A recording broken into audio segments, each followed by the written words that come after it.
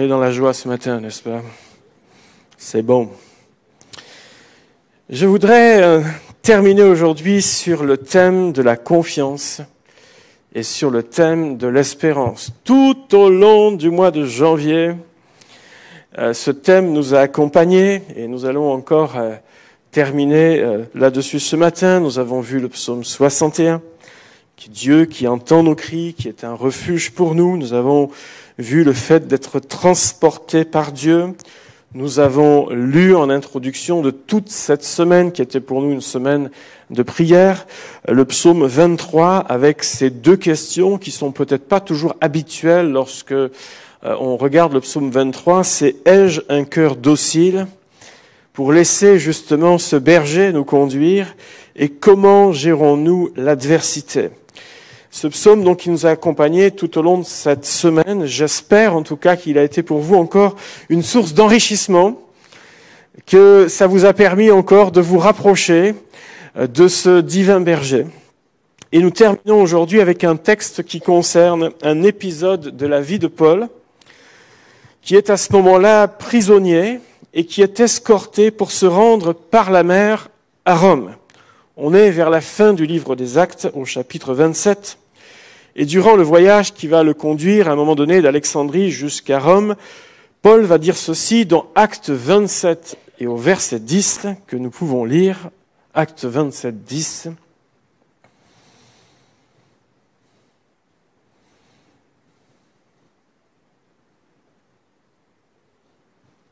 Il va dire « Ô homme, je vois que la navigation ne se fera pas sans péril et sans beaucoup de dommages, non seulement pour la cargaison et pour le navire, mais encore pour nos personnes. » On pourrait se dire quel pessimisme de la part d'un homme de Dieu, n'est-ce pas? Je vois. Le thème ce matin, c'est quand Dieu transforme les circonstances. Paul a ce qu'on appelle, au minimum, ce qu'on appelle dans notre langage courant une intuition. Peut-être un mauvais pressentiment, ou d'autres pourraient appeler cela un avertissement venant de Dieu qui s'impose sur son cœur, et même s'il ne dit pas « Dieu m'a dit », on s'aperçoit quand même que ce qu'il a dit va être exactement la réalité. Même si ce qu'il va dire s'est avéré exact, et tout à fait exact par la suite, il n'est ni l'armateur de ce bateau, il n'est ni le capitaine du navire, il est prisonnier à ce moment-là et sa parole n'est pas suffisamment crédible. Sa parole, elle est petite. Il va donc subir les événements et la décision d'autres personnes puisqu'il est engagé, embarqué dans le même bateau, alors qu'il avait raison. Les circonstances, même au départ, montrent que la décision prise par cet équipage était peut-être la bonne option. Mais ça a vite fait place à un autre décor, une mer qui est déchaînée. Et bien que Paul avait raison, il va subir la même chose que les autres. Ça nous fait penser à parfois la condition de certains prophètes dans l'Ancien Testament, qui bien que vivant auprès de Dieu, étant proches du Seigneur, ont vécu aussi parfois dans les galères du peuple de Dieu lorsqu'ils s'égaraient. Ils restaient au milieu, bien que leur discours était exact et pas toujours entendu. Mais ils étaient là au milieu et ils vivaient dans les conditions qui étaient les leurs. Certains ont connu la déportation, d'autres ont connu des temps où ils ont été envahis par d'autres peuples, etc. Ils ont connu tout cela. Et bien que, étant justes devant Dieu, ils ont aussi vécu ces vagues-là. La mer se déchaîne à tel point que pendant plusieurs jours, ils ne vont plus distinguer le jour de la nuit. C'est que là, ça devait quand même être sacrément épais, et on va dire que la pluie devait être dense, le ciel bien bas, comme on le dit. Et malgré tout le métier des marins, l'embarcation va devenir petit à petit incontrôlable et va partir à la dérive. Ces hommes d'équipage vont effectuer toutes les manœuvres impossibles et inimaginables. Tout le métier va y passer sur comment positionner le bateau face à cette tempête, sur même le fait d'alléger ce bateau en jetant de la cargaison à la mer, c'est-à-dire c'était de la perte sèche. Là, l'armateur, même s'il n'était pas là sur place, il y a quelques euros, enfin de la monnaie de l'époque, où déjà, boum, boum, boum, boum, boum, jusqu'à jeter les grès du navire, c'est-à-dire tout ce qui avait du poids en réalité et qui n'était pas absolument nécessaire à la survie, va être jeté par-dessus bord afin de se donner les moyens, une chance de pouvoir survivre. Ils font tout ce qu'ils peuvent avec les cordes, les voiles et tout ce que vous voulez, la petite, la grande, orientée plus ou moins. Bref, tout y passe, mais à un moment donné, on ne contrôle plus rien. Quand les éléments se déchaînent, bien-aimés, vous savez comme moi que nous sommes si peu de choses. Si peu de choses.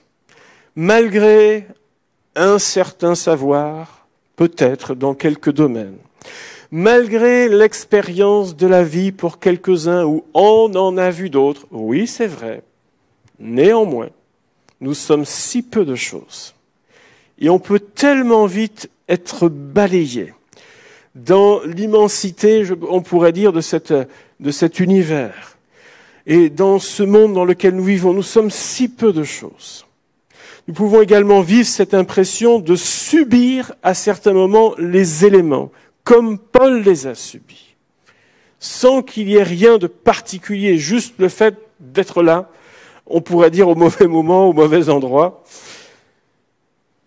N'est-ce pas également la condition peut-être de l'Église des enfants de Dieu, qui devant les éléments déchaînés de ce monde, qui mettent en mal la moralité de nos cœurs, qui mettent en mal la pureté de nos cœurs, qui mettent à mal l'équilibre même de nos vies, l'équilibre de nos couples, l'équilibre de nos familles, l'équilibre même de notre propre foi.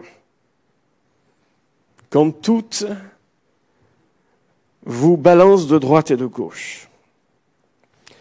Les conséquences pour tout cet équipage qui est là, embarqué, c'est que les forces diminuent jour après jour, parce que la tempête, elle ne fait pas grève, elle ne dort pas, semble-t-il, c'est du 24-24. Et donc les gens, même s'ils veulent se reposer, j'aimerais vous dire, déjà, je ne sais pas combien d'entre nous on a le pied marin, mais il n'y en a rien qu'à mettre le pied sur le bateau au port. Je parle même pas d'être en mer, juste au port. Oh là là là là. Alors imaginez, dans une mer déchaînée, comment voulez-vous fermer l'œil tranquillement? C'est impossible. Et les jours passent comme ça, et il faut se battre contre les éléments, il faut essayer de trouver des solutions. Et j'imagine qu'il y a quelques verbes qui doivent circuler sur le pont entre les gens, se trouvant que l'un va pas assez vite, que l'autre ne fait pas exactement ce qu'on lui a fait. Et imaginez un peu l'ambiance là. Le moral des troupes, plus les jours passent, plus ça baisse. Et l'idée commence à germer de façon silencieuse, en tout cas, au départ, parce que vous savez que le monde marin est très superstitieux. Mais l'idée commence à germer dans la tête de quelques-uns que peut-être ça va mal finir pour tout le monde. On va finir au fond de l'eau. Et peut-être que un ose, à un moment donné, le lâcher, et vous savez que c'est comme une contagion également. Quand ça commence à gagner tout le monde, c'est pas bon. C'est pas bon du tout.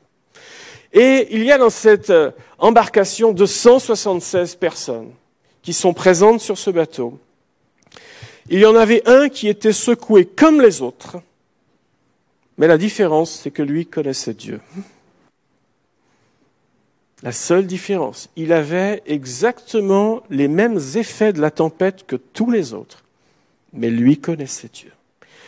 Et nous ne savons pas exactement comment les choses se sont passées. Est-ce qu'il a réussi à s'isoler un petit moment? Où ça? Comment? Ou est-ce que, de toute façon, vu le vacarme de la tempête et de tout le monde, est-ce qu'à voix haute, il a commencé à crier vers Dieu? Est-ce que ça s'est fait intérieurement? Est-ce qu'il était attaché en tant que prisonnier et de toute façon n'avait aucune liberté de mouvement? On n'a pas tous ces détails-là. Mais Dieu lui parle à un moment donné au travers d'un ange. Et là, on pourrait se dire, bon, écoutez, vos histoires d'anges, là, ça va 5 minutes. On pourrait dire, mais c'est peut-être une hallucination, après tout. Après tant de jours, qui n'a pas envie que ça change? On pourrait se dire que cet homme prend ses rêves pour des réalités aussi. Mais qu'est-ce qui donne du crédit à ce récit?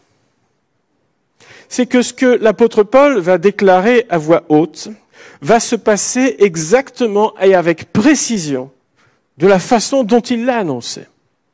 Et là, on peut se dire, on peut croire qu'effectivement, un ange est venu lui annoncer une nouvelle. Et il leur dira, maintenant je vous exhorte à prendre courage, car aucun de vous ne périra, et il n'y aura de perte que celle du navire. Un ange du Dieu à qui j'appartiens et que je sers m'est apparu cette nuit et m'a dit, Paul, ne crains pas. Il faut que tu comparaisses devant César, et voici, Dieu t'a donné tous ceux qui naviguent avec toi. C'est pourquoi, ô homme, rassurez-vous, car j'ai cette confiance en Dieu qu'il en sera comme il m'a été dit.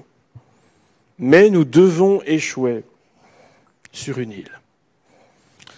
On peut se dire qu'à partir de ce moment-là, le cours naturel de l'histoire va changer. Le cœur de Paul est tranquillisé. Et là, on pourrait se dire, mais il y a peut-être 2 raisons pour lesquelles l'apôtre Paul a besoin d'être tranquillisé. D'abord, quand, la plupart du temps des textes bibliques, quand un ange vient à la visite de quelqu'un, souvent la première parole, c'est « ne crains pas ». Déjà. Ne crains pas. C'est vrai. La deuxième chose, c'est qu'on pourrait se dire que Paul était aussi secoué que les autres, et que peut-être aussi dans son esprit, après tout, même s'il en avait vu d'autres, bien des fois, peut-être qu'aussi l'idée germait dans sa tête de dire, bon, si c'est fini, c'est fini. Et là, il entend cette parole, ne crains pas. Donc son propre cœur est tranquillisé.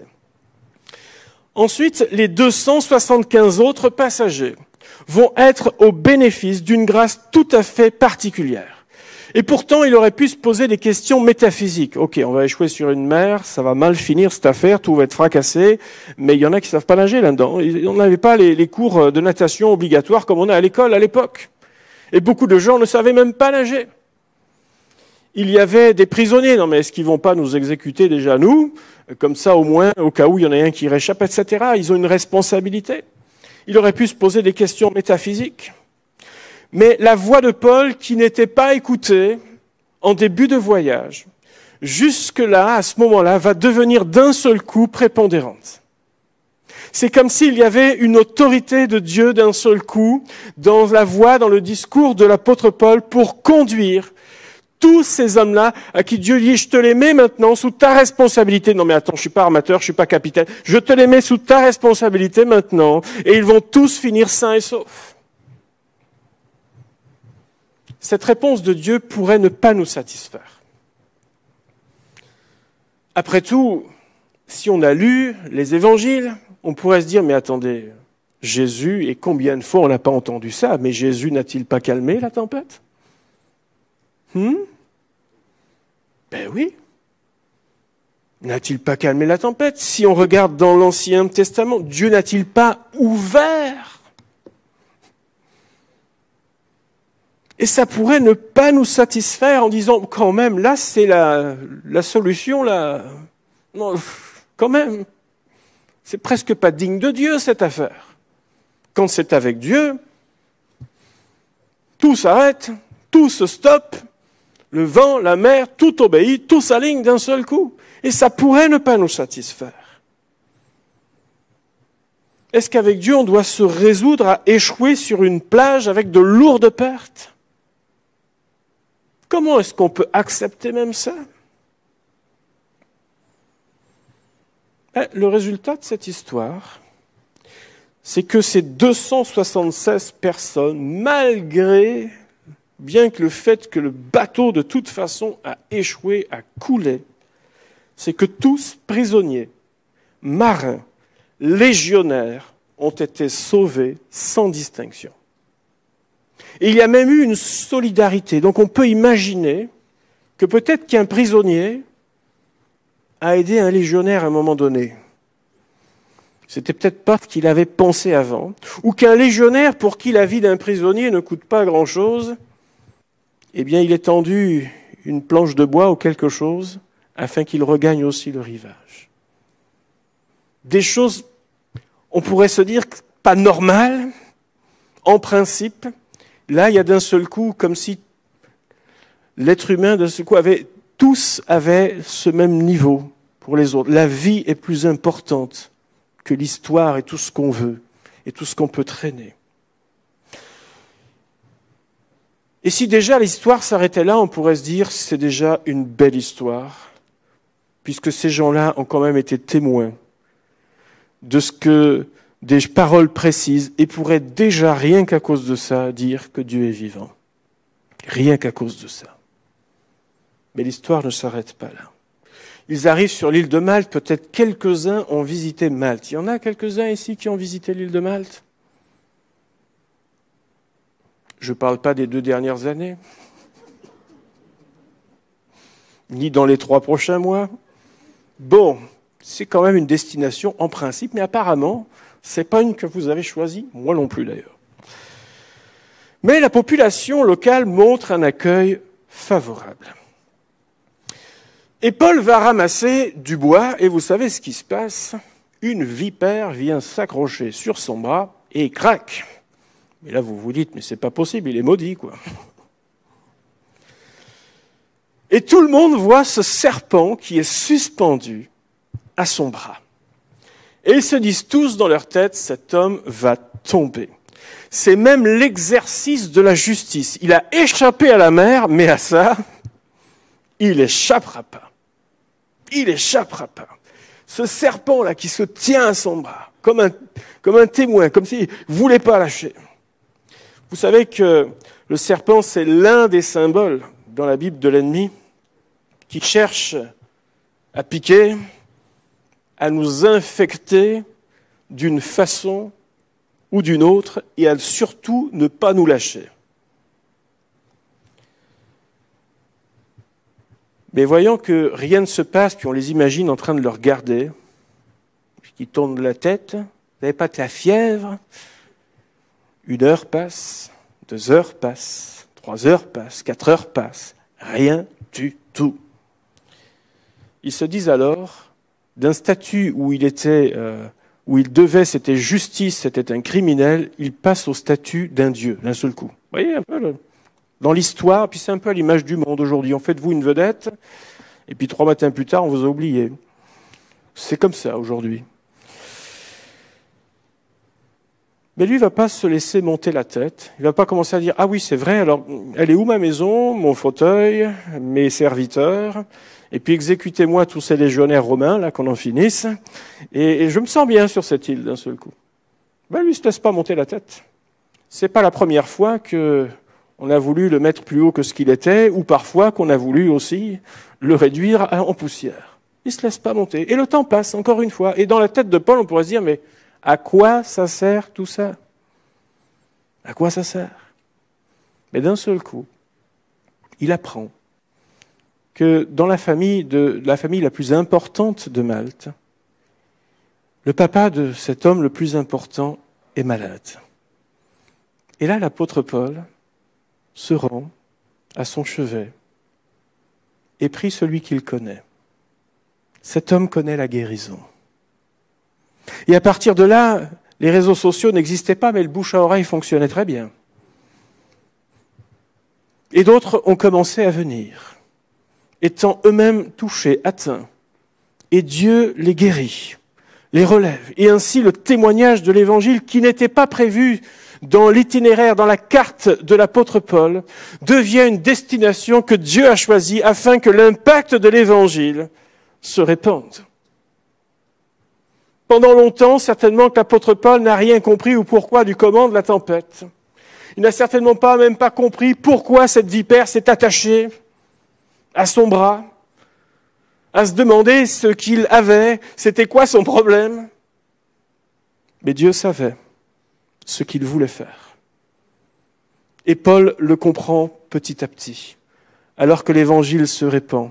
Et il fallait attendre, évidemment, qu'un autre bateau, et les semaines se sont passées. Pendant toutes ces semaines, au lieu de jouer le pacha sur l'île, à demander tout ce qu'on veut, non, l'apôtre Paul va travailler. Et l'évangile va se répandre.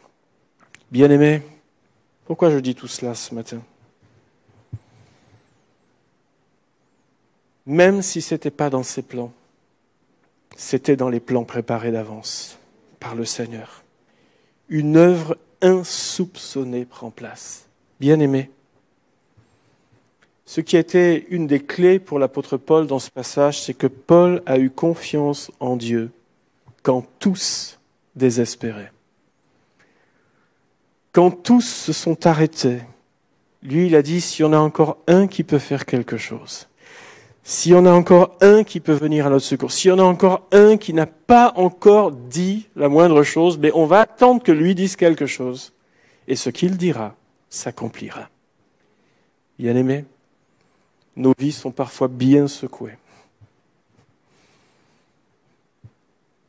À un tel point que certains perdent courage. Certains perdent leur force pendant la marche. La foi commence à devenir vacillante. On cherche un tas de solutions dans toute notre expérience, dans parfois notre entourage. Et on s'aperçoit que même si pour un temps ça peut à peu près encore permettre de fonctionner, on s'aperçoit qu'on arrive vite à épuisement de ces solutions. Et qu'au final, la vie commence à dériver. Notre salut se trouve auprès de notre Seigneur, qui est capable d'un seul mot, d'une seule parole. Même si vous ne comprenez pas, vous savez, on est dans une époque où on veut tout expliquer. L'apôtre Paul n'a pas demandé pourquoi, d'où vient le vent, pourquoi il est si fort, quelle est la hauteur des vagues, est-ce que c'est la période, quelle est la résistance du bateau, jusqu'où il pourra tenir. Non. Qu'est-ce que Dieu, tu vas faire? C'est quoi ton mot? Et à partir de là, il se met en route et les choses se passent comme Dieu l'a dit, bien-aimés. Voyez-vous, on ne peut pas toujours tout expliquer. On ne peut pas toujours tout comprendre. Même si on peut parfois tirer leçon de certaines choses. L'apôtre Paul le dira, il fallait m'écouter. Ben oui, mais c'est un peu tard maintenant. On y est, on est dedans. Et fallait m'écouter ne résout pas le aujourd'hui. Et même si on ne peut pas tout expliquer, acceptons que parfois, il y ait un crochet dans notre vie. Il y ait une escale non prévue. Il y ait un détournement d'itinéraire qui n'était pas dans notre conception. Le pourquoi du comment, nous ne le savons pas. Mais ce qui est le principal, c'est savoir que Dieu est dans la barque. Et quand il est dans la barque, même si on y laisse parfois quelques plumes, notre âme n'en sortira que fortifiée. Alléluia. Et quand bien même cette vipère voudrait s'attacher à votre vie, à votre bras, pour vous faire tomber, bien-aimés. Et vous savez comme moi ce que cela peut signifier dans un tas de domaines de notre vie. Elle veut s'agripper. Elle n'était pas prévue, mais elle est là, elle surgit, elle jaillit pour vous faire tomber. Bien-aimés, le Seigneur n'a-t-il pas dit que quand bien même à ceux qui répandraient la bonne nouvelle de l'Évangile, même s'ils boivent des poisons, même si, il ne leur fera aucun mal. Bien-aimés, on n'est pas obligé d'attraper tout ce qui se vit. Je ne parle pas du virus, bien-aimés, mais je parle des autres virus, de ceux qui nuisent à notre âme. On n'est pas obligé d'attraper tout ce qui se passe. Parce que si nous sommes en Dieu, quel que soit ce que vit notre génération, nous tiendrons. Parce que Dieu est vivant. Parce que Dieu est présent. Parce que Dieu a ses plans pour notre vie. Et quand bien même nous ayons été secoués dans tous les sens, il vous amènera à bon port, bien-aimés. Alléluia. J'aimerais qu'on puisse comprendre aussi. Et terminer aussi avec le verset du jour aujourd'hui, dans notre semaine de prière, c'est le dernier du psaume 23. Oui, le bonheur et la grâce m'accompagneront tous les jours de ma vie et j'habiterai dans la maison de l'Éternel jusqu'à la fin de mes jours. Bien-aimés, nous savons qu'un jour nos yeux le verront tel qu'il est. Quelle espérance dans notre cœur. Quelle qu'ait été votre vie, quelle qu'ait été la hauteur des vagues, quels qu'aient été vos combats, nous le verrons tel qu'il est.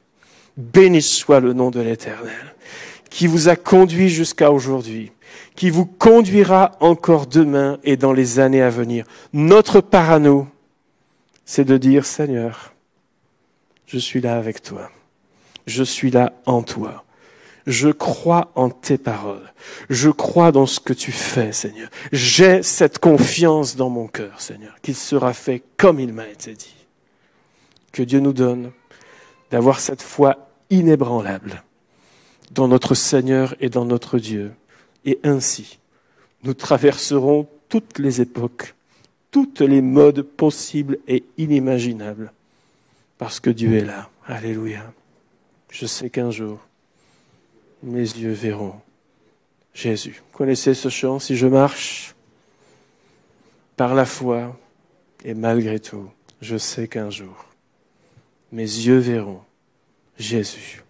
On prie le Seigneur ensemble. Seigneur, tu es fidèle et bon.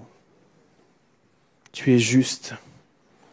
Et très honnêtement, il y a bien des moments où on ne comprend pas grand-chose à ce qui se passe, ni même à ce que tu permets, ou ce que tu veux faire, Seigneur.